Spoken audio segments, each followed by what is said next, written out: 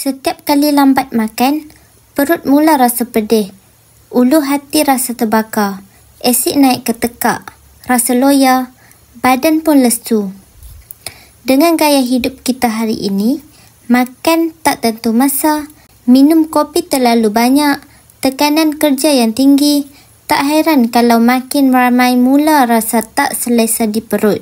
Bila perut tak sihat, badan pun rasa tak selesa, kerja pun terganggu, tidur tak lena, emosi pun mudah terganggu.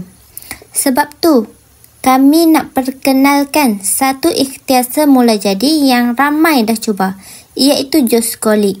Minuman botani yang diformulasikan khas untuk membantu menyokong kesihatan perut dan sistem penghadaman. Bahan utama dalam jus kolik ialah batang mimpi, iaitu sejenis herba tropika yang digunakan secara tradisional untuk menyokong fungsi pencernaan. Ia juga dikenali dalam kalangan pengamal herba sebagai penenang semula jadi untuk perut yang sering meragam.